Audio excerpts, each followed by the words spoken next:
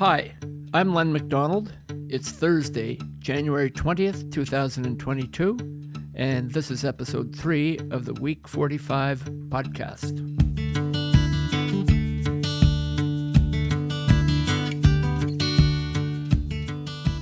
Okay, so we're back on the road, heading to San Francisco. We arrive, and those of you who know the geography there is that San Francisco is on one side of the bay, and the other side is Oakland. And we came in on the Oakland Bridge. It reminded me of back again in 1974 on one of my trips down to California with my family, that we got to see a double header in Oakland. And at that point in time, the Oakland Athletics had won 2 World Series baseball championships back to back. Oh yeah. And they were the studs. They were the big name in baseball back then. Mm-hmm. And I remember sitting in Alameda Stadium, 85 degrees, drinking cold beer for a doubleheader. Right on. It was an amazing experience. So coming into San Francisco from the Bay Bridge was brought back a lot of memories for me. I recall that my brother Tom had been to San Francisco before as well, and he recommended a hotel that was right in the downtown. And I mean, downtown hotels in any city in Canada or the U.S. are very expensive, and this was right down in the heart of the financial district. Mm-hmm.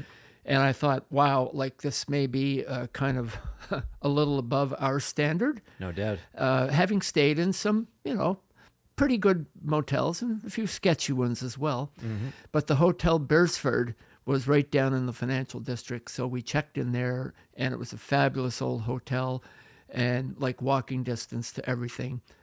And that first night, I recall that we went out and we did a city tour on the bus for a couple of hours. Do you recall that, Pete? Yeah, I do. I remember the bus tour was great. It started out in the sunshine. We were really warm, driving around the city. There's so many sights and so much history with San Francisco that it was a real treat to get to do that. Peter, isn't San Francisco the headquarters for one of the, was it Twitter or Google or one of those? Well, Silicon Valley is nearby. And okay. That's kind of the epicenter of a lot of tech. Yeah.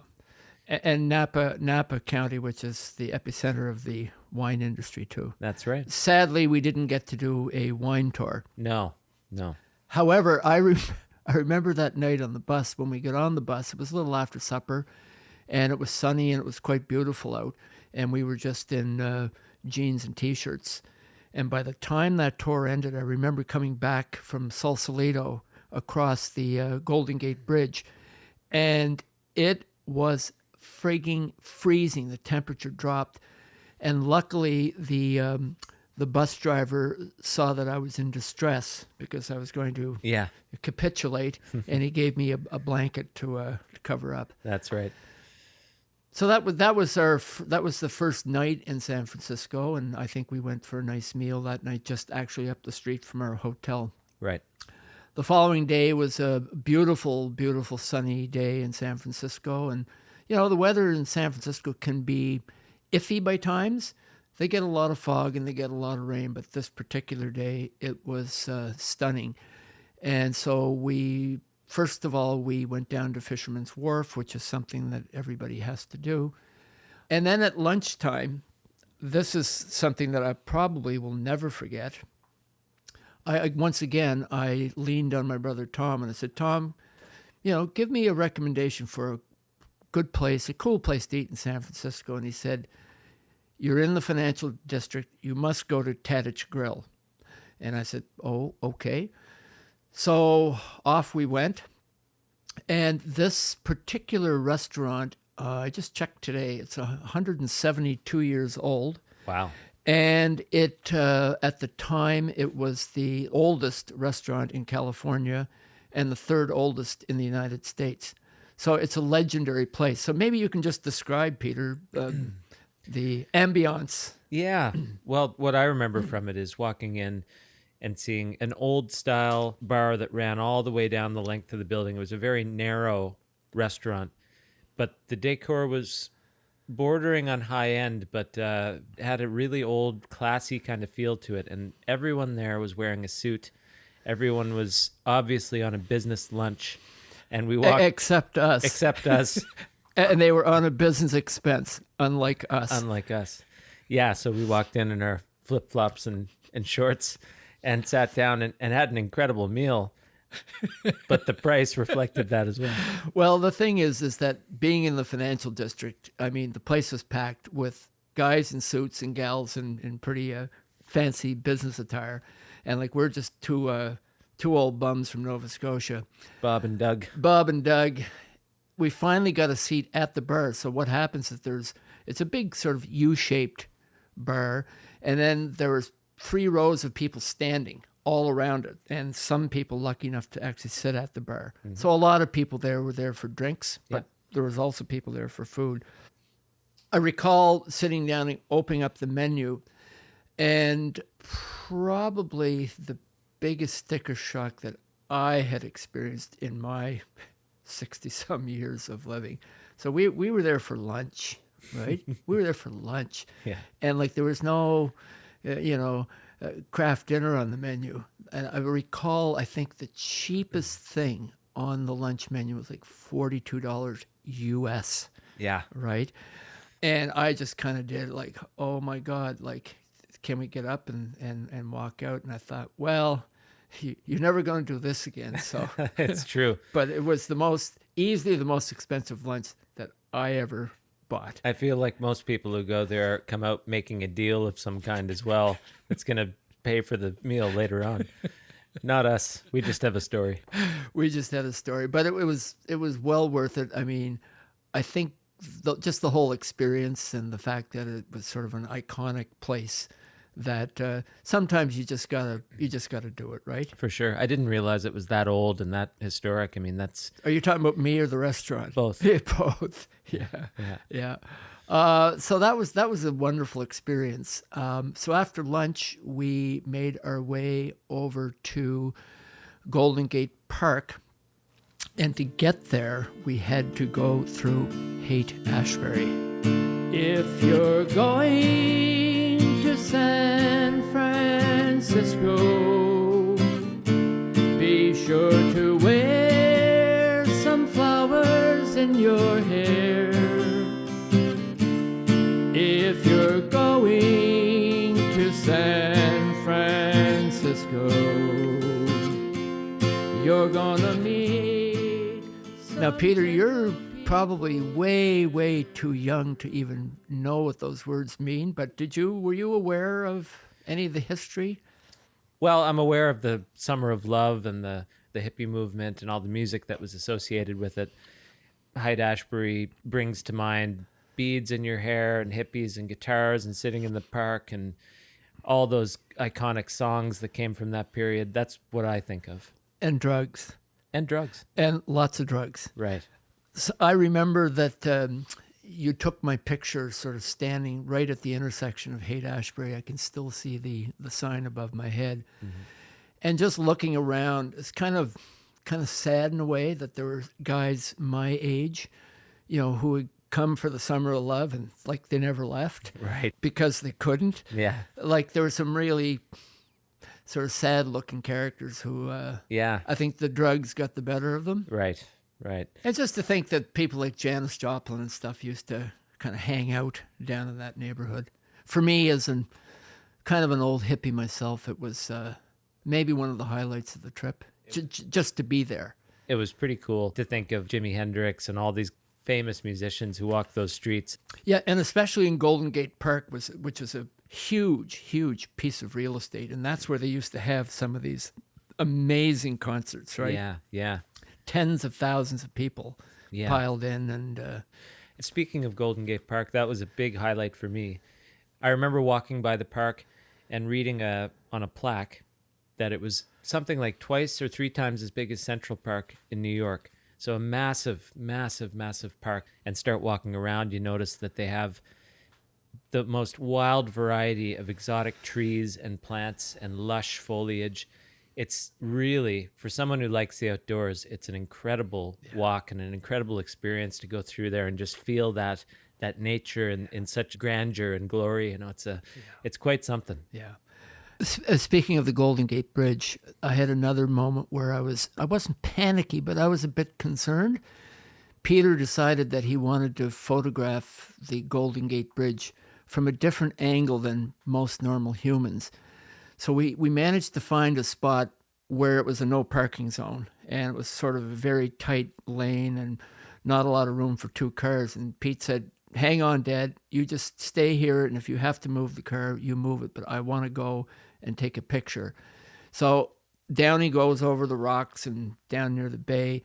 And I thought that was one of the most interesting shots I'd ever seen of the Golden Gate Bridge. Like the angle that you came at it from was very, very unique. Just by virtue of the fact that there's no parking anywhere near that area, you kind of have to have someone else ready to move a vehicle and also be a bit of a mountain goat getting down the rocky bank. But I do remember that photo. I was pretty happy with that.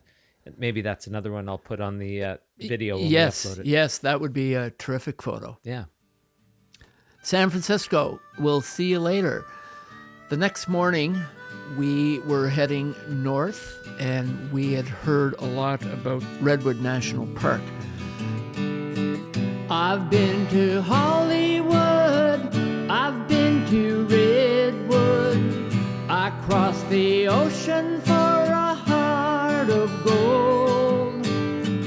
I've been in my mind, it's such a fine line. So we headed up the major highway, but then we veered off going west on the 299 to Eureka. Right. To go into the Redwood forest. And to meet up with the PCH, I think, which we were on for a short time. Yes. Which is the Pacific Coast Highway. What are your memories of going into Eureka? Into Eureka and Redwood?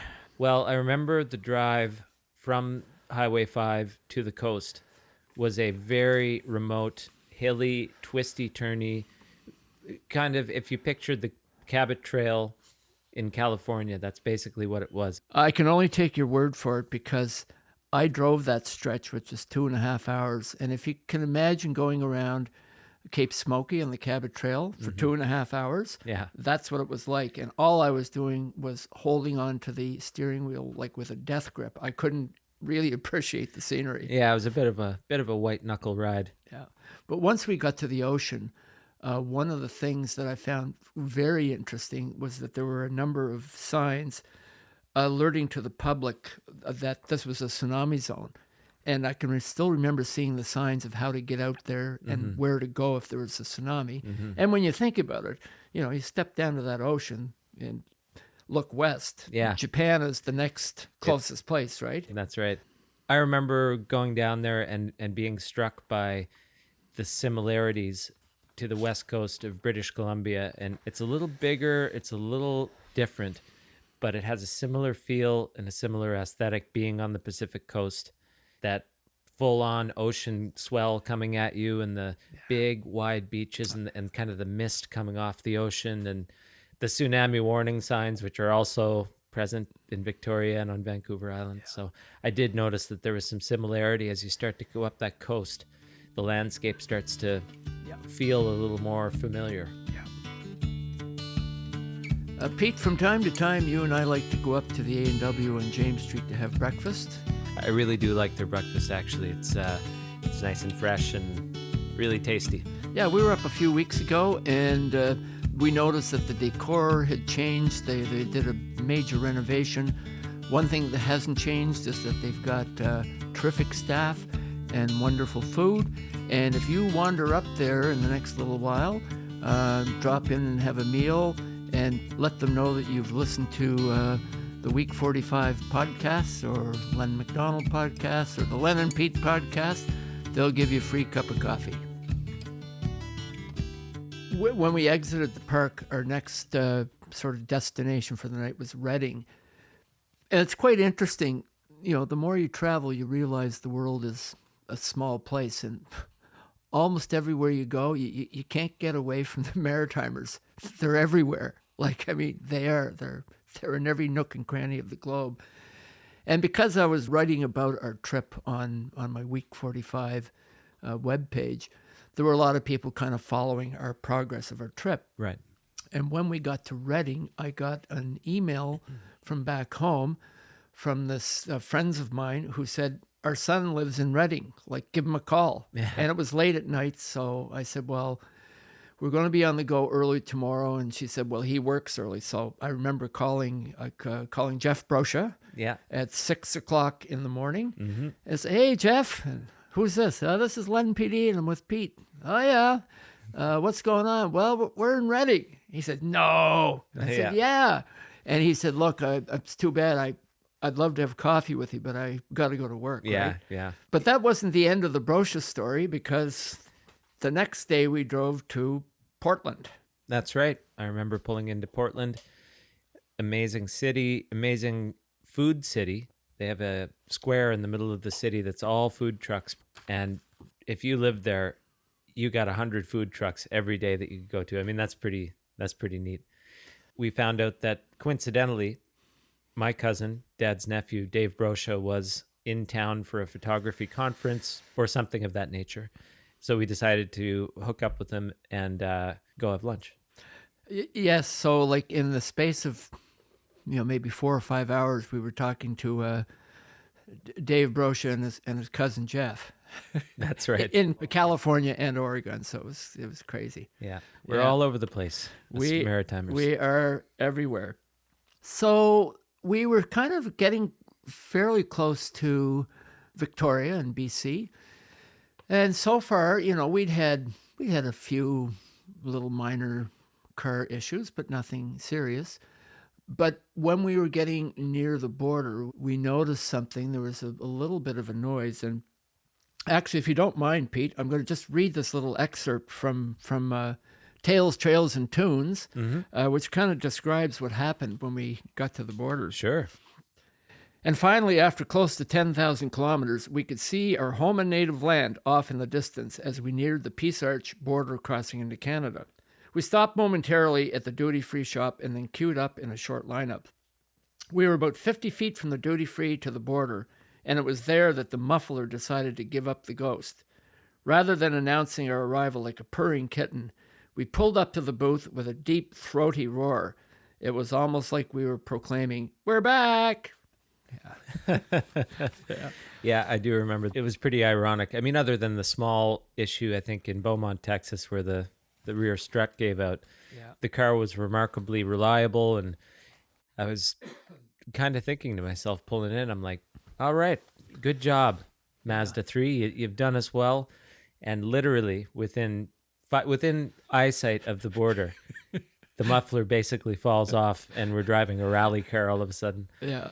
And, sometimes at those borders, as you and I found out on one of our other trips, which we may talk about another time, those border crossings can be a little bit tricky, especially when your car is loaded up the way your car was loaded up. Yeah. And, we'll save that story for another time where we weren't quite so lucky, right? I remember that. We'll elaborate on that. So anyway, we're back in Canada, and we stopped in Vancouver, and we spent a night there, and we had a visit with my brother Don, and the next day we were on the ferry and our way back to Victoria. So this was we didn't necessarily chronicle the entire trip from Nova Scotia through the States back to Victoria. But I think we covered sort of some of the high points, Pete, wouldn't you say? Yeah, for sure. There's always going to be a couple of little spots here and there. Like early in the trip, I remember the first section of the trip, right from our door in Antigonish to the eastern seaboard of the States and down there. We kind of jumped in around the middle of the eastern seaboard. So there's a few stories in there. But we covered the bulk of the first trip in the last 3 episodes here. I remember getting into Victoria and driving to mile 0 of the Trans-Canada Highway, which is at the end of Dallas Road and Douglas in Victoria. And we had our picture taken by Uncle Tom. And that basically signified the end of the trip. Yes. So there you have it. Hope that everybody enjoyed this leg of the journey. Somebody had suggested to me that the name of the podcast should be going down the road. And those of you old enough to remember, and most of my readers are, there was a song back in the 70s called Going Down the Road, and there was actually a movie made about it, about a couple of Cape Bretonners who went to work in Toronto. Oh, yeah. So road trip number 1, there's 3 more to come. Hope you've enjoyed some of the sights and sounds from this journey. We hope to continue doing the podcast, but we really would appreciate your feedback. Lots of you have traveled to interesting places, and if you have a story that you want to share that perhaps we can share with others on the podcast, we'd be happy to. And just any comments about the format of the podcast. I hope you're enjoying the tunes. It's been kind of fun for me to work with Pete, who has a lot of experience in the music industry. And lately I shouldn't say lately, for a long time, he's been into producing music and producing videos and doing mixing of sound and stuff for other projects. So it's a lot of fun sort of doing this. And doing the little music clips too has been a real treat. Mm-hmm. Any final thoughts, Pete? Well, I think that's a pretty good way to wrap up the first few episodes. It's not very often that you get to spend a lot of time with any of your children. I know over the years I've taken trips individually with each of the kids, and we've done family trips and stuff, but not, I can't think of any of your siblings who have had to endure as much time with me. And sometimes it's not easy when you're on the road and you got long days, and some of the days there's nothing charming, there's nothing romantic, and you're putting on 1,000, 1,200 kilometers, and it gets tiresome. Mm-hmm. But when you look big picture, mm-hmm. I mean, it's a very rare and privileged experience to travel with one of your kids. Mm-hmm.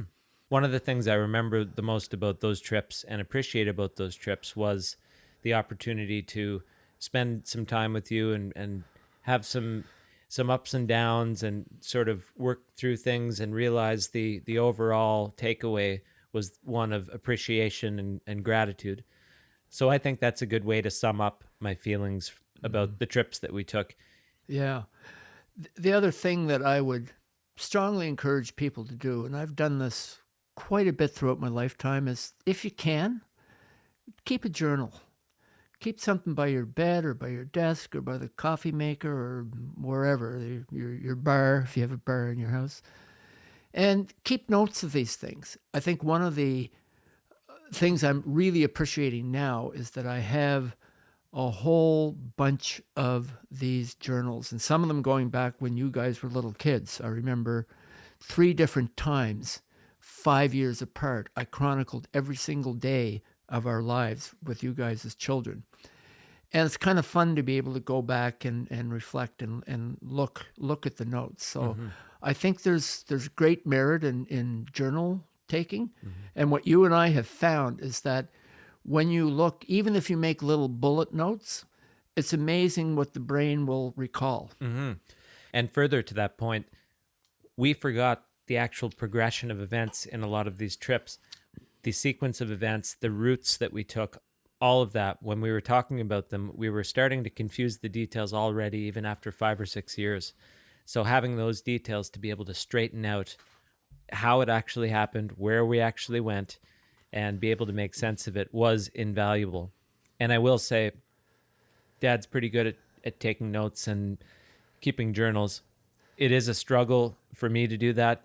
It's a struggle for a lot of people just to be consistent with that kind of thing. But I think if you even make a point to do simple shorthand kind of stuff, I'm realizing the virtue of that right now in the course of making these podcasts. So, yeah, thanks, Pete. It's kind of interesting. I'm holding in my hand a little black journal book that we use for our four trips. And actually, the cover of the book says "Live Your Dream." And I think it's kind of appropriate that, sure. Traveling is living your dream. For sure. Yeah. For sure. Okay, before we get all weepy and nostalgia here, I want to thank everybody for tuning in. It's been a lot of fun. I hope you enjoyed the music today. We had a lot of fun making it. That's a a cool part of doing this, that we can kind of do our own soundtrack. That's right. Yeah. Okay, that's it. Episode 3. Take care. God bless. All the leaves are brown, and the sky is gray. I've been for a walk, on a winter's day. I'll be safe and warm, if I was in California dreaming on such a winter's day.